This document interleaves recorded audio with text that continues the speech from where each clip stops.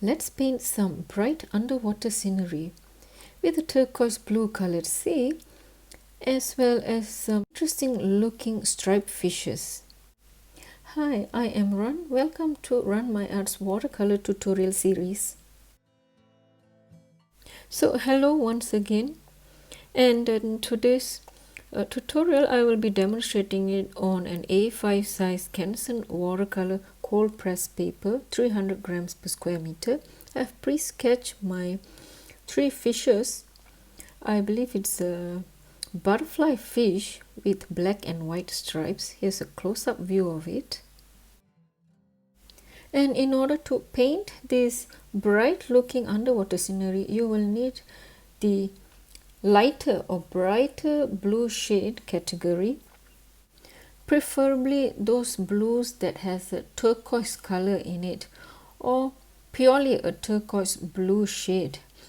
I'll be using three different bright blue shades, and two of them are from the Super Granulation series, which is a limited edition from the Schminke Horadam. As you can see here, it's even indicated on the label itself that it falls within the Super Granulation group. And just sharing quickly, this was the limited edition box that I bought, which is of the glacier theme. I think they released about 6 to 8 themes, and I got this in the year 2021. And as you can see here, two blues, which is glacier turquoise and glacier green. They fall within that brighter blue shade. And the third color is going to be cobalt turquoise, non-granulating color. So you don't have to use any of the super granulating or any granulating colors.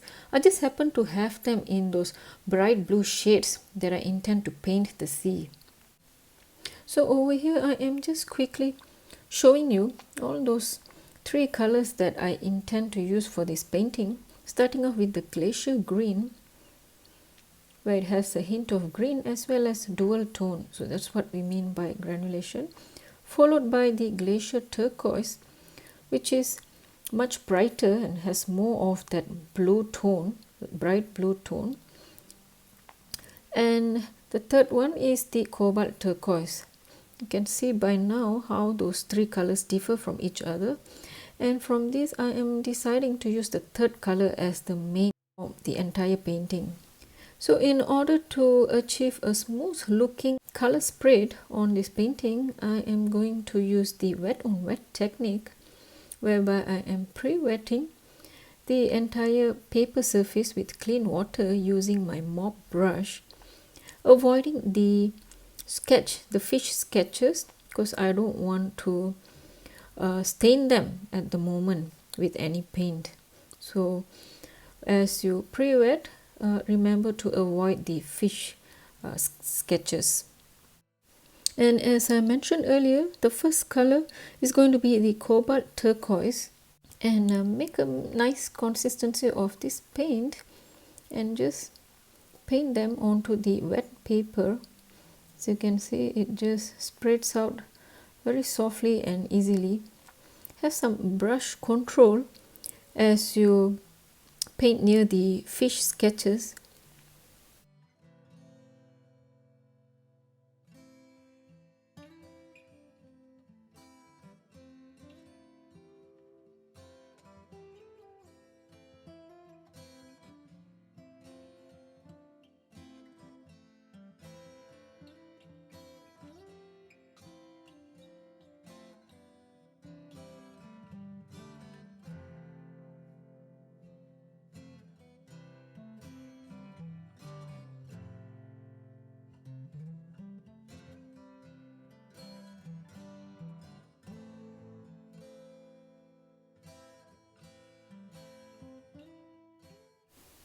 And worry not if you have somehow stained some part of the fish sketches.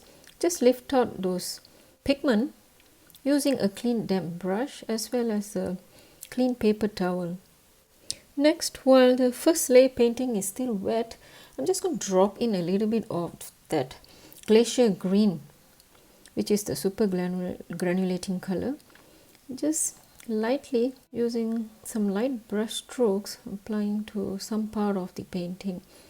I don't want it to be too dominant, just a little bit here and there to create some variations or contrast in the sea color, because it's not going to be all smooth in one color. Color variations gives us more character in our painting. So now I'm going to leave the entire painting to dry. So now that the painting is completely dry, I'm just showing you a close-up view of the granulating effects by that glacier green. See how cool it is. So once in a while using granulating colors adds some fun to your painting. So underwater scenery isn't complete without the corals, right? So I'm going to achieve some coral effect by using the sponge technique. So I grabbed these 3 sponges which came in one packet from a nearby art supply store, and it is mainly designed to achieve or to create some special textures onto your watercolor painting. So I'm not sure if you can design your own sponge textures or patterns, but these sponge material are very friendly for the watercolor paper. So in order to paint the corals, I'll have to paint them in a different color, and I've decided to go with the olive green and also adding a little bit of my viridian green, or also known as emerald green, and mixing these 2 colors up. So since my palette size is a bit small, I'm just going to apply those paint from my brush to the sponge.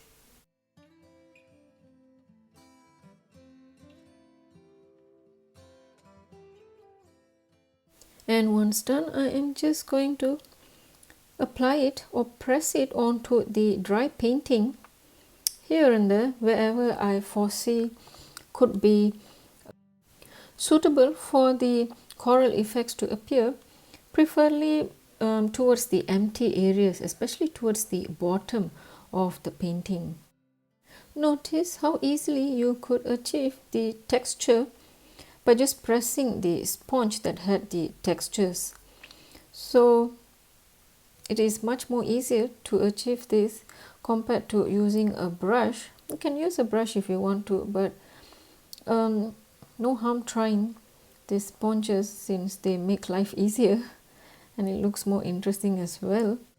So I have added some sapphire blue to create some color variation between the corals itself, and a quick cleanup here and there because the sponging technique tend to stain the fish sketches. Alright, I think I'm happy with the look of the corals. I don't want to overdo it, so we'll move on to the next step. I'm going to start painting the fishes. Although the fish has white and black stripes, yet there is some reflection of other colors. For example, like a brownish red hint. So in order to do this, I have mixed some sapphire and a little bit of carmine and get to this reddish brown hint.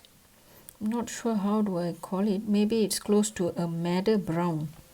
So kick-starting the painting with the top fish, bear in mind this is wet paint on dry surface, so it's a wet on dry painting method.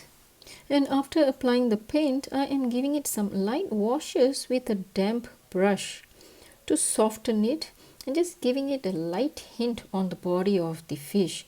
So I'm going to repeat this process onto all those fishes.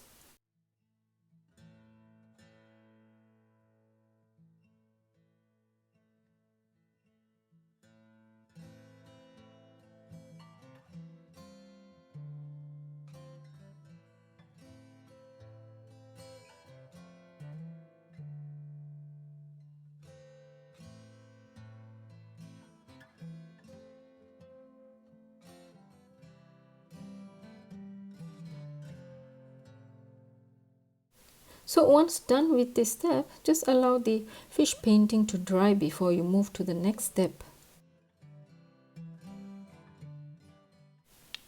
To paint the black stripes on the fish body, I've mixed in a little bit of sapphire into my black and quickly painting that onto the dry surface of the fish sketch, which is why I said earlier you need to allow the fish painting to be dry. Otherwise, if it's still wet, the black could start staining uncontrollably onto other parts of the fish. So use the fine tip brush so that you can paint the narrow lines or stripes on the fish's body effortlessly. And after painting those stripes, I am using a clean damp brush to just give it some light washes in between those stripes. As you can see here, the corners or the edge of the stripes, I am giving it a light wash so that it looks more natural and not too sharp.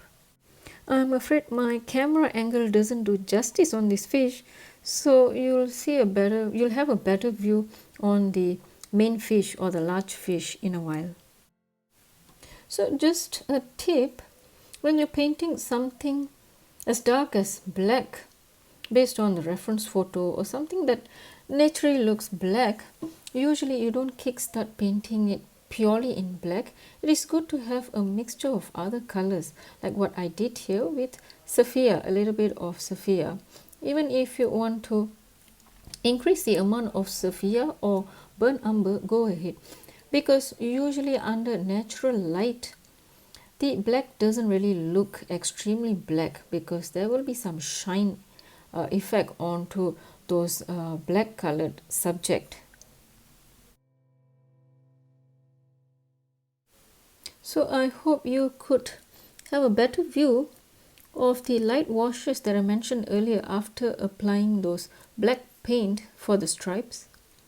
Just using a very clean damp brush, you don't want it to be soaked wet, and just lightly brushing off at the edge of those stripes so that it has a slightly smooth look. So besides burnt umber or sapphire, you may also add in some colors of blue or violet, especially on a darker group of color, and depending on your reference photo or the ambience of the painting, because under certain natural light you will see more of a bluish hue onto those black areas, and sometimes maybe a violet colored hue. So basically these are some of the important things that we need to learn or observe in advanced level of painting, because this is no longer a school level or children's level of painting where you just rely on one color to finish up your painting. And over here I realized that there should be a light color fish fin on the side of its abdomen, so I just lifted some pigment to give way to it. So coming back to the discussion on black paints, once your painting has completely dried, then you can observe further and decide on darkening some part of the painting with a full black color.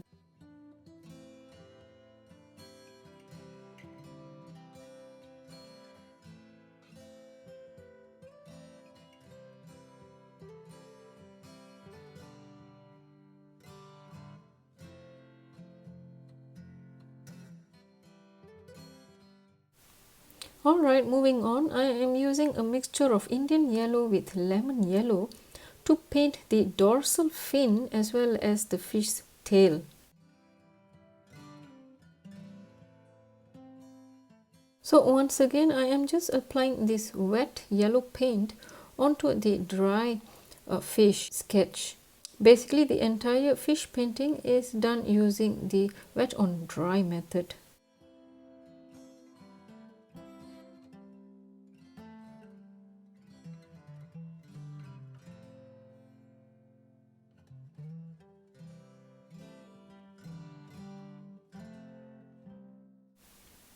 So in order to paint some dark areas or shadow onto the fish's abdomen, I have made a bluish grey tone by mixing some sapphire blue with burnt sienna to arrive at this bluish hint grey. Just painting it towards the lower part of the fish. And as usual, after applying the paint, I am giving it some light washes using my damp brush once again.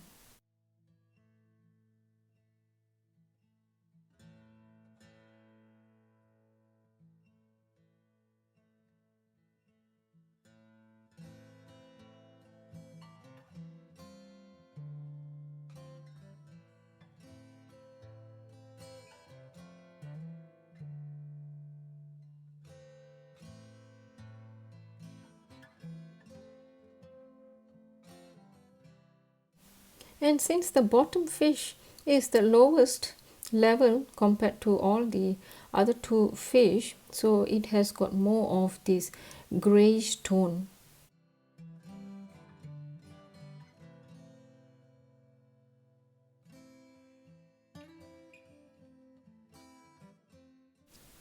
Next, I have decided to add in some violet onto the fish abdomen, once again onto the same area where I applied the bluish grey color.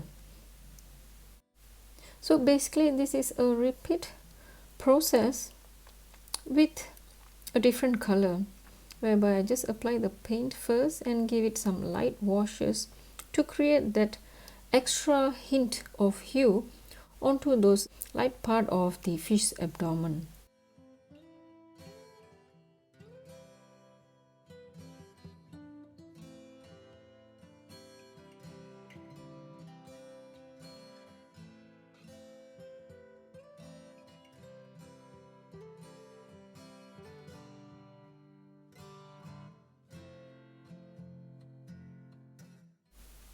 Now at this moment I have reapplied the violet shade, as it is supposed to appear much darker, and I have wrongly gave it some light washes. So I'm just darkening again with the same violet mix.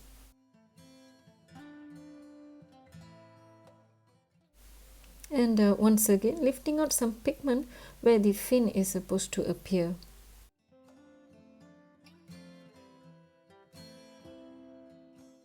So remember the super granulating color, which is glacier turquoise, that I introduced beginning of this video. I have yet to use it, and now I am going to use that color to glaze over this dry painting.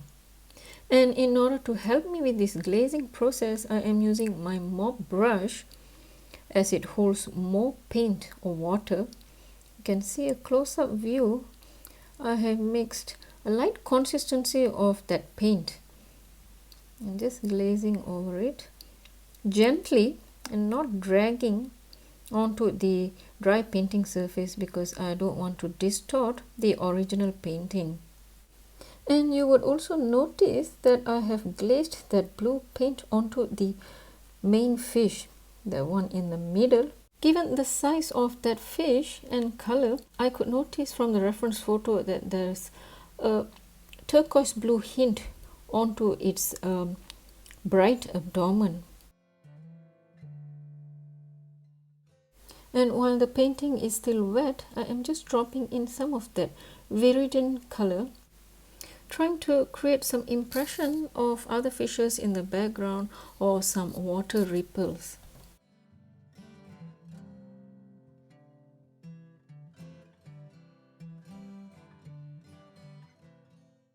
And I have also extended that viridian color onto the bottom part of the fish's abdomen. As usual, lifting out some pigment from the dorsal fin of the fishes to maintain its brightness. Now that the painting is completely dry, I am going to fine-tune those black stripes as well as the fish's eyes using more black paint.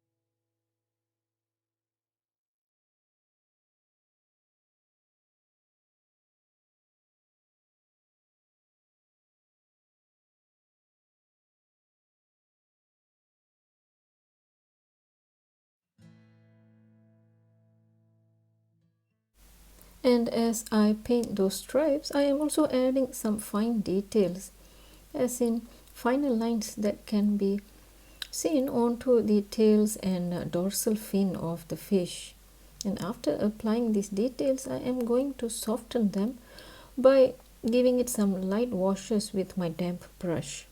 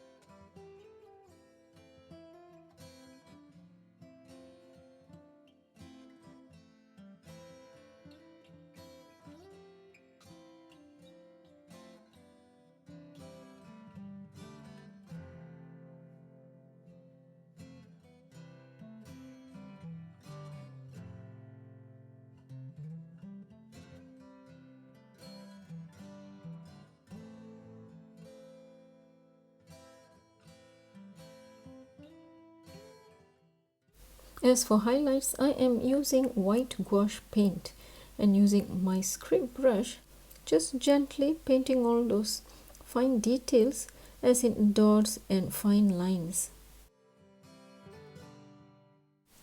There shall be more highlights on this top fish since it's at the highest point of this painting or in the underwater scenery.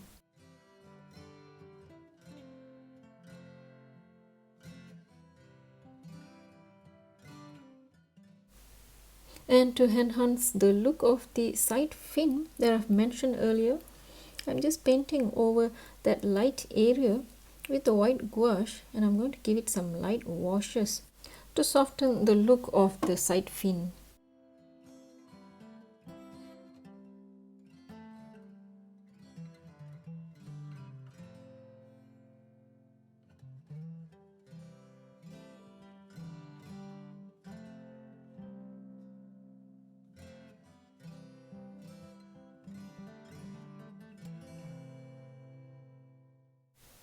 Softening the gouache paint with a clean damp brush.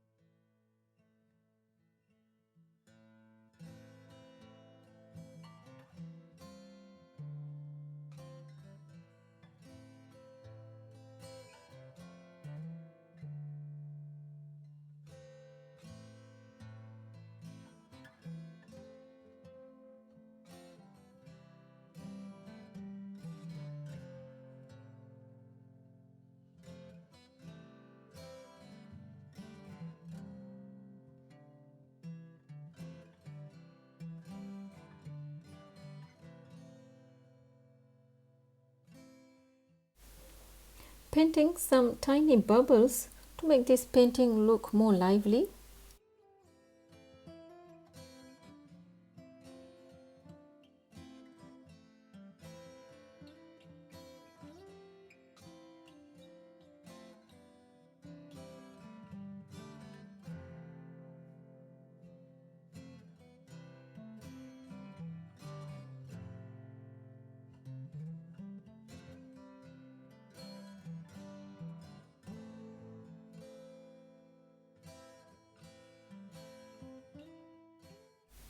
Not forgetting the paint splatters as usual makes watercolor painting complete. I'm using the white gouache as well as some sapphire blue to complete the look of this painting.